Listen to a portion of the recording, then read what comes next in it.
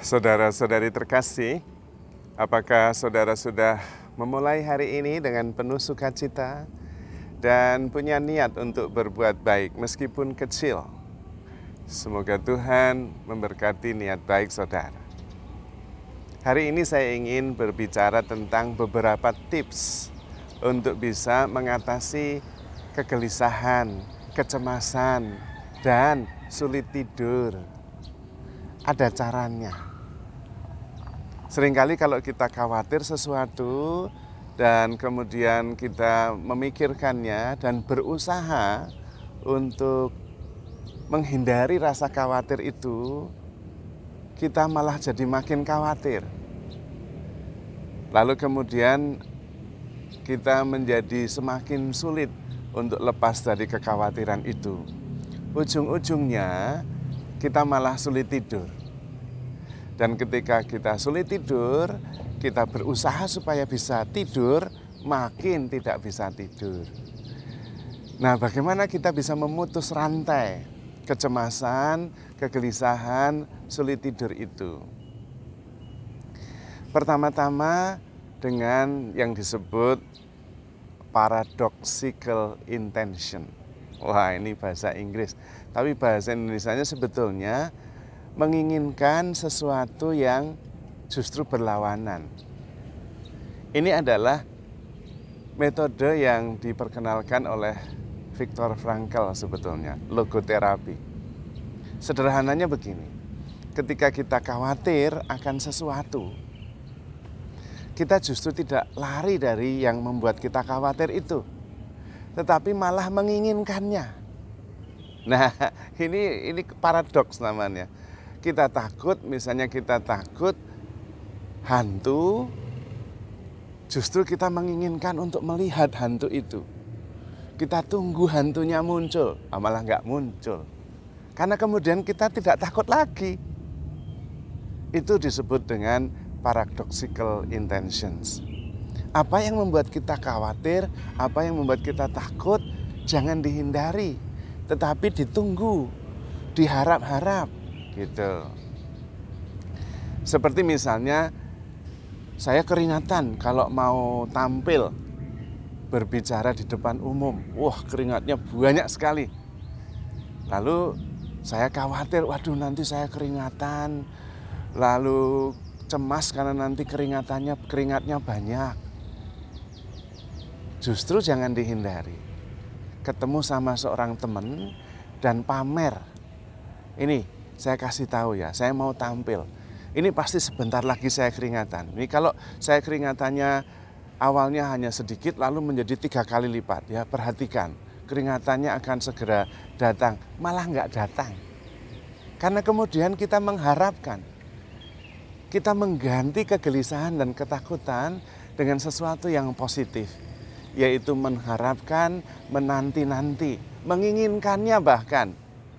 Lalu di dalam pikiran kita ada pergeseran dari takut ke ingin, positif, dari negatif ke positif.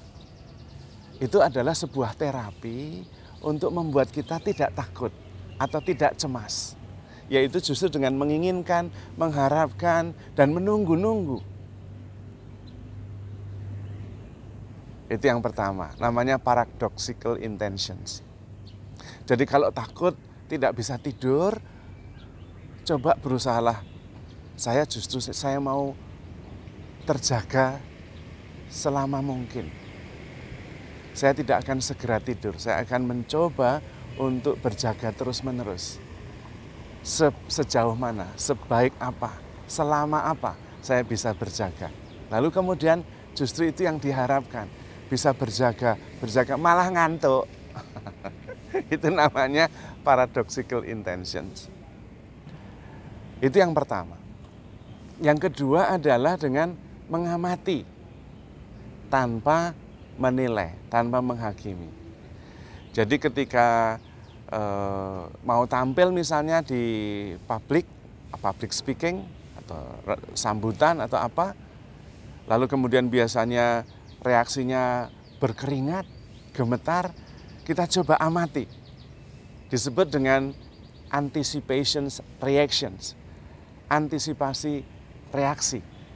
wah ini nanti sebentar lagi pasti saya akan berkeringat lebih banyak. Dilihat, diamati. Kemudian sesudah berkeringat lebih banyak saya akan gemetaran. Dan degup jantung saya akan lebih cepat bergerak. Diamati saja. Dan diperhatikan. Tanpa menilai. Nah pada saat itu justru berhenti.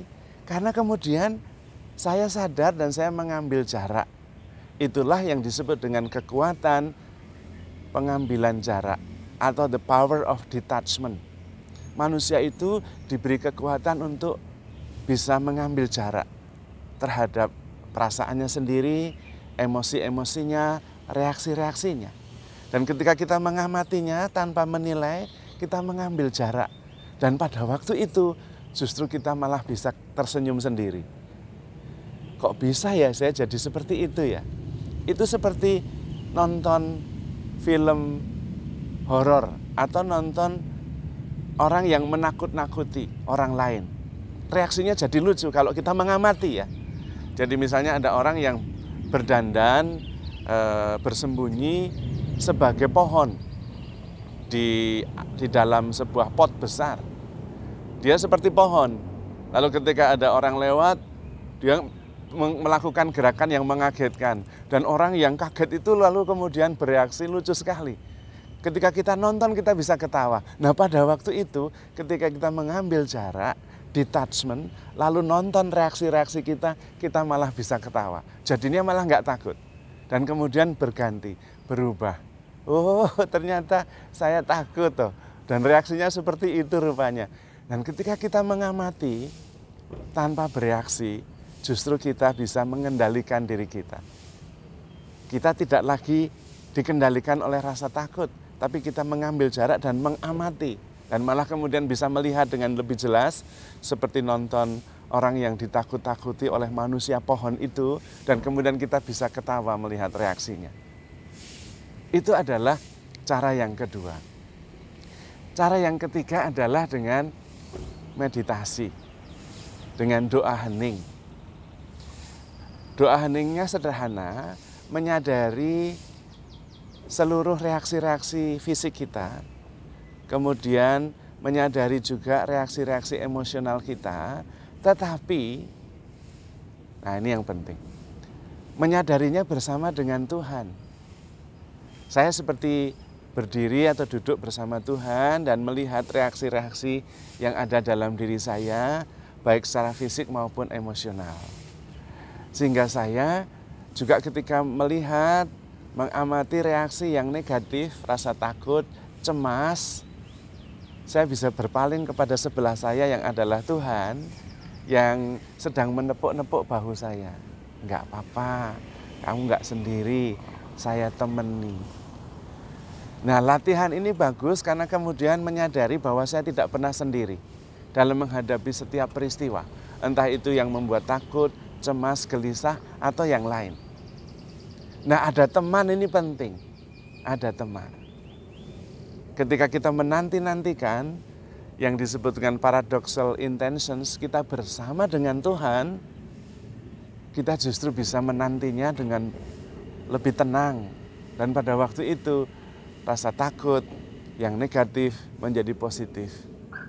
Karena saya menantikan, mengharapkan, menginginkan, dan bersama dengan Tuhan.